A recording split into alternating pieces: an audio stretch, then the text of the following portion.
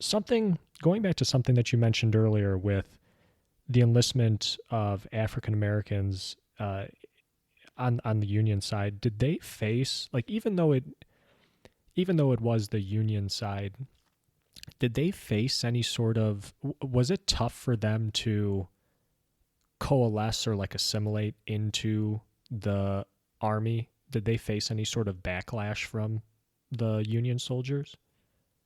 Well, I think they faced backlash in a multiplicity of ways. Um, First of all, unless they were light enough to pass, which happened on occasion. We have records of people who, prior to blacks being able to enlist, one guy I'm particularly thinking of, he enlisted with the Connecticut unit just by pretending to be white. Um, uh, Even though he's from an African American family, and probably the census identified him as mulatto is probably what they would have put at that point. Um, but you had all black units. Once Lincoln in the Emancipation Proclamation allowed blacks to enlist, you had all black units. Initially formed at the state level, like uh, the 5th Ohio Artillery, the Massachusetts 54th and 55th Infantry Regiments, et cetera, et cetera. And then in 1864, these were kind of all merged into an overarching umbrella called the U.S. Colored Troops. Now, blacks in the U.S. Colored Troops were not only in all black units, but those were almost always led by white officers. And you had white officers that were much more sympathetic and empathetic, like Robert Gould Shaw with the Massachusetts 54th. And you had others who really demeaned and mistreated the men under them and thought little of them. In terms of the military high command, there were real doubts about because blacks had been so stereotyped, and most of them were slaves. And the argument for keeping them as slaves is they were stupid and they couldn't work without white direction and all of this. And they were naturally docile. Tell Nat Turner that. But uh, the military high command, from the Secretary of War Stanton and Grant on down, didn't really believe that blacks could become good soldiers. That kind of speaks to the desperation for manpower at that point, that they would go along with Lincoln's idea of enlisting them.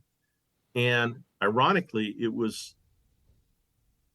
Fort Wagner, the assault you see in Glory, where the Massachusetts 54th under Robert Gould Shaw, makes this headlong rush up the beach at Battery Wagner, briefly gain control of it, and then are beaten back and die in huge numbers and are buried in a big sand pit with Shaw himself.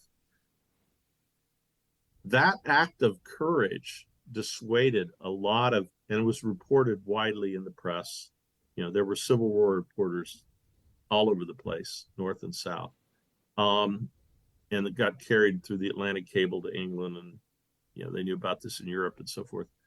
That act of courage really convinced a lot of the military high command, as did some later battles that blacks fought in, that blacks had the courage to be good soldiers. That answered some of the questions. So they're kind of demeaned sometimes within their units.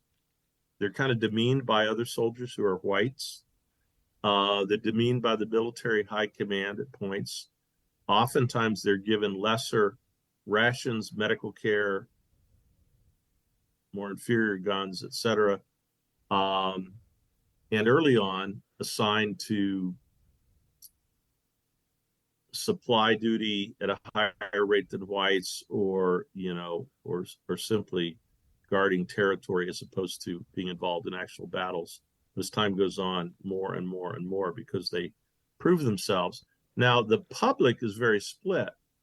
There are many whites in the northern public that become convinced very quickly of blacks' ability because of the courage they're showing on the battlefield and the need for them.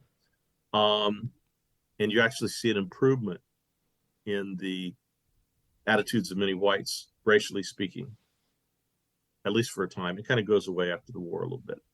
But you also see people who get very upset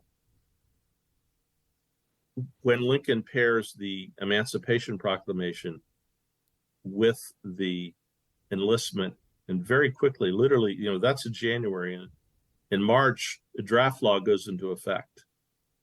And particularly the Irish, but Germans in the Midwest, I've read about this in the Dayton paper at the time, Dayton, Ohio paper, et cetera, and others riot, obstruct. The New York draft riots are just brutal. 5 days of just brutalization of black folks. And the only way they ended is by bringing the troops right after Gettysburg up to New York City, some of them, to quell the riots.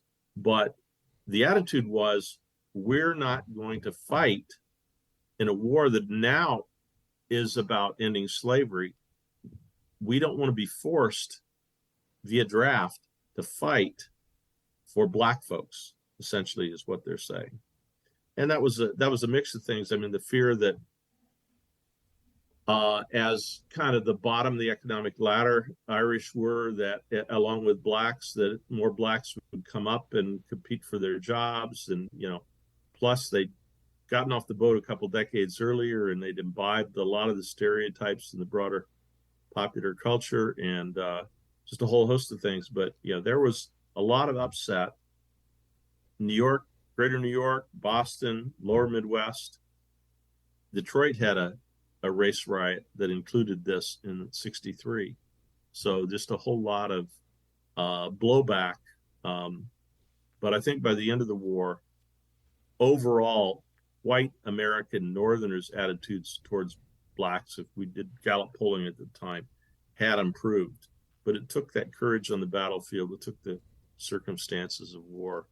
And, black folks had to put up with a lot in the Army, including originally being paid at a lower rate for the same rank, which is why many of them, including the 54th, chose to not accept their pay until it was equal. Now, how does that impact the family at home, right?